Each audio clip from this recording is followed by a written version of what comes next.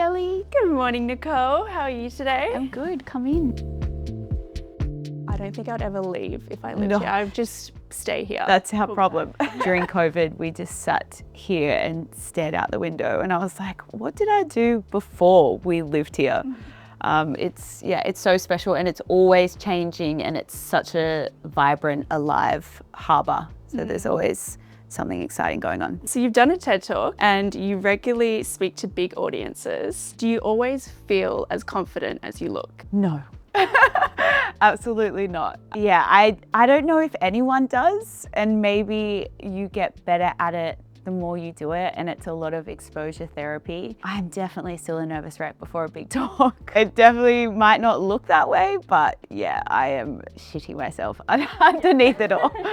Would you have like a tip for somebody that doesn't feel as confident when they're going into these situations? To speak your truth, it's so much easier and it flows and people can really see that. If it doesn't land for someone, that's okay because that's my truth. Great advice. I'm taking it on board.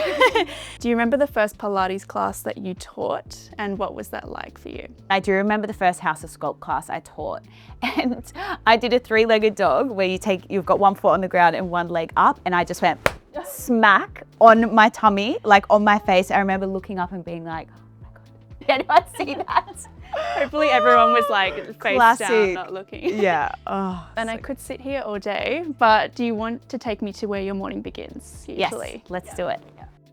Okay, well, my morning starts at 4:15 a.m. So it's usually pitch black. The alarm goes off, no snooze. I am up, crazy, jump out of bed. Ash is still sleeping, so I stumble usually across a lot of washing to go to the kitchen. Amazing. Good morning. On a weekday morning, Yash is still sleeping. So on a Saturday, I have my personal barista. What is the most unique thing about your morning routine? Probably that it starts closer to midnight than midday. Also that I like a slow morning, even at the crack of dawn. And as Yasha knows, I just stand in the shower, like swaying from side to side, just contemplating the day. So I need that sway time. It's kind of like a little ongoing joke, isn't it? I'll just come in and just do it with you. It's like, are you swaying in the shower again? I'm like, yes. And what do you admire most about Nicole? Wow, how long do we have? No. No, I honestly, like, at the moment, admire her work ethic and how committed she is to what she does and how much she likes to help people. And I just find that like really incredible. But also on a more personal level, I think just also her kindness and the way she sees the world and walks through life just so effortlessly. God, I'm about to cry over here. Jesus. No, that's beautiful. On the days you feel low, how do you find or create motivation for yourself? I think not forcing a shift is important. Feeling your feelings, feeling the lows and just acknowledging where you're at and setting myself up for success in a way of, I know exercise is going to make me feel better, but let's not go for the 50-minute hot mat Pilates class. Let's start with a walk around the block or a really slow, chill stretch and see where it goes. Not putting the goalpost so far away that it feels unachievable. What does your skincare routine look like at the moment? Shall we go into the bathroom? Well, it's very less is more at the moment. I had really terrible acne as a teen, still get really bad hormonal acne now. I use emu oil, which is quite random, but I feel like you heard it here first. Like in 10 years, 5 years, 2 years, I don't know, everyone's gonna be talking about it. I was at the market and this gorgeous woman was just like, emu oil's gonna change your life. And I was like, is this a scam? Anyway, not a scam. Moisturizing, firming, all the good things. And then sometimes a little bit of castor oil under my eyes and a very gentle cleanser. That's as far as we're going at the moment. Love. I've gone from the 20 step to the 1 step, but it gives me a little bit like male shampoo all in one. All in one vibe, so you know I could be regretting this, but so far so good. And what are your top 3 makeup products? This lip liner, Anywhere Caffeine, which I always am drawn to. Joe My God, the makeup artist, got me onto that. This NARS concealer, which just makes me look like I sleep more than 5 hours a night, which is really great. And then I love the Bare Minerals. I try to be as low tox as possible, but Bare Minerals and also has great SPF. So it's just, you know, very practical. And have you ever felt pressured to look a certain way? Oh God, yes. I don't know if that pressure leaves. I think my relationship with societal norms is getting better, but especially in the fitness industry, it's scary out there. I wasted so many years of my life trying to put myself in a box that I just didn't fit in.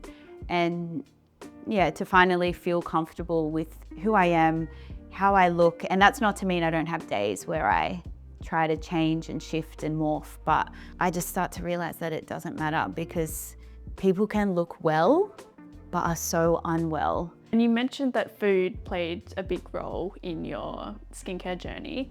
Has it also played a big role in just your journey as a person? Yeah, definitely. I had a weird relationship with food. I had disordered eating and I almost hated food. To really care about where we get our food and how we cook it has been such a journey, a big journey, and in no way are we perfect, but to feel really connected and in relationship to what I eat is really special, and it's transformed my health and it's transformed who I am. What item in your house holds the most sentimental value to you? All right, let's go into the lounge room. I would say some of these records, which were so beautifully left by my ballet teacher, Tessa Maunda, who taught me for my whole life, and we had such a strong relationship, and she is such an iconic woman, and she had the most incredible knowledge and love for classical music. I've got one of my faves in here. Yes, this Rachmaninoff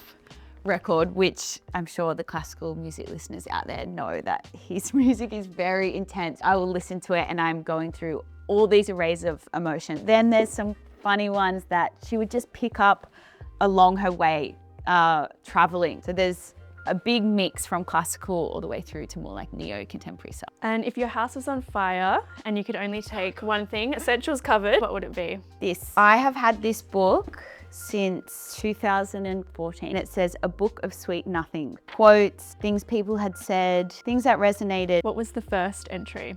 Oh God. Even mistakes can be wonderful. She was going through it at the minute.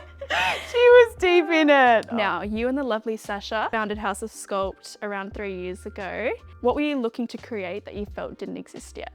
A fun, dynamic and welcoming community. When we finished our teacher training and we were doing lots of Pilates classes ourselves, we felt really intimidated in this space, and we thought to each other that if we're intimidated and we're instructors, how is everyone else feeling? That led us to create what is now House of Sculpt, which is such a open, vibrant, fun space that people can just come and roll out their mat and have a move, have a groove. Also learn the person's name next to them on the mat. And we have book club and we have all these community events to keep everyone connected. What's something you wish someone told you before starting a business? Oh, I might think about that one. I guess it's cliche, but don't sweat the small stuff. Putting a lot of energy into things that don't really matter is a waste of time and a waste of sleep and brain space. And I don't think there's any advice that you can give a small business owner.